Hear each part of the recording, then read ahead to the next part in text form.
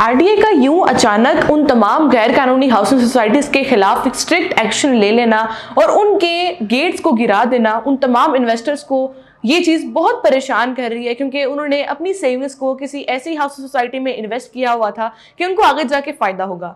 लेकिन जब उन तक ये खबर पहुंची है कि आरडीए जो है उन तमाम गैर हाउसिंग सोसाइटीज़ के खिलाफ स्ट्रिक्ट एक्शन लेने जा रहा है और उनकी गेट्स को गिरा रहा है, तो वो तमाम इन्वेस्टर्स परेशान हो गए हैं।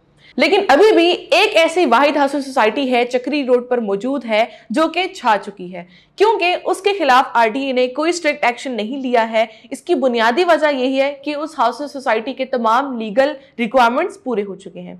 वो कौन सी हाउसिंग सोसाइटी है जी? तो यहाँ पर हम बात कर रहे हैं किंगडम वैली इस्लामाबाद की। नाज़रीन, जैसे कि आप सब जानते हैं कि कुछ दिन पहले ही आरडीए ने कुछ जो है इलीगल हाउसिंग सोसाइटीज़ के खिलाफ जो है स्ट्रिक्ट एक्शन लिया है, उन तमाम हाउसिंग सोसाइटीज़ के खिलाफ जिन्होंने अपने जो लीगल रिक्वायरमेंट्स हैं उनको पूरा नहीं किया, यानी कि उनके एनओसी को अप्रूव नहीं करवाया। तो यहाँ पर अगर हम किंगडम वैली इस्लामाबाद के केस में बात करें तो किंगडम वैली इस्लामाबाद जब ये इस प्रोजेक्ट का आगाज़ किया गया तो उनकी इंतजामिया का सबसे पहला जो फोकस था वो यही था कि इस हाउसिंग सोसाइटी के जितने भी लीगल रिक्वायरमेंट्स हैं उनको पूरा कर लिया जाए। अब उसमें क्या था कि इस हाउस सोसाइटी को जो सबसे पहला जो एनओसी दिया गया था वो फाटा का दिया गया था। अभी अगर आप जाकर फाटा की ऑफिशियल वेबसाइट पर जाकर देखें तो लगभग इसका तकरीबन 4 से 5,000 का जो कनाल का जो एनओसी है उसका स्टेटस आपको शो होगा, जिसमें किंगडम वैली इस्लामाबाद का फेज 1 जो कि जो है बिल्कुल अप्रूव्ड है। इसके अलावा इसको जो फेज 2 है और फेज 3 है उसका जो एनओसी है वो भी अंडर प्रोसेस है। तो कुल मिलाकर जो इसका रकबा है तकरीबन 4 से 5,000 कनाल का जो लैंड है वो भी इसका जो एनओसी का स्टेटस है उसमें आपको देखने को मिलता है। वो आप अभी भी जाकर इसके ऑफिशियल वेबसाइट पर देख सकते हैं फाटा की।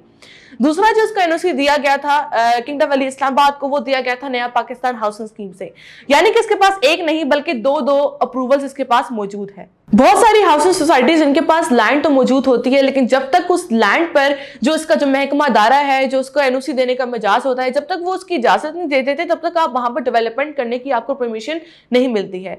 लेकिन सबसे पहले किंगडम वैली इस्लामाबाद ने अपनी जितने रकबे पर उन्होंने डेवलपमेंट करनी थी, जितने उन्होंने प्लॉट बेचे हैं, उतने रकबे पर जो है उन्होंने एनओसी हासिल किया और उस पर उन्होंने डेवलपमेंट की। आप अगर अभी भी जाकर साइट पर उनके देखें तो किंगडम वैली इस्लामाबाद की डेवलपमेंट सिर्फ उसी रकबे पर हुई हुई है जितने रकबे का उनके पास एनओसी मौजूद है। किंगडम वैली इस्लामाबाद सिर्फ अभी एक वाहिद सोसाइटी रही है चक्री रोड पर जो कि छा चुकी है, यानी कि इस प्रोजेक्ट के पास एनओसी मौजूद है, जिसकी वजह से आरडीए ने इसके खिलाफ कुछ स्ट्रिक्ट एक्शन नहीं लिया। वो तमाम इन्वेस्टर्स, वो तमाम क्लाइंट्स जिन्होंने भी यहाँ पर प्लॉट हासिल किया हुआ है या फिर यहाँ पर जो है इन्वेस्टमेंट करके रखी हुई है, तो उनको घबराने की बिल्कुल भी जरूरत नहीं है। उन्होंने किसी सेफ जगह ही इन्वेस्टमेंट की है। और वैसे भी किसी भी हाउस सोसाइटी में जब आप इन्वेस्टमेंट करते हैं तो उससे पहले उसकी तमाम जो उसका बैकग्राउंड के बारे में जान लेना चाहिए, उसकी लोकेशन, इसके अलावा इसके एनओसी के हवाले से। हम आपको वीडियोस में बार बार ये चीज क्यों बताते हैं? इसलिए बताते हैं कि एटलीस्ट आप जहां पर इन्वेस्टमेंट कर रहे हैं, आप अपनी सेविंग्स को जहां पर लगा रहे हैं, आपको एटलीस्ट पता हो कि उस सोसाइटी का बैकग्राउंड क्या है, इसका एनओसी का स्टेटस क्या है, इसकी लोकेशन क्या है, और तमाम चीजें आपके लिए जानना बहुत जरूरी होती है। अब देखें, बहुत सारी हाउस सोसाइटीज में जो है अभी ये अमल किया जा रहा है, आरडीए जो है इनके खिलाफ स्ट्रिक्ट एक्शन ले रहा है, तो वो बहुत से इन्वेस्टर्स परेशान है।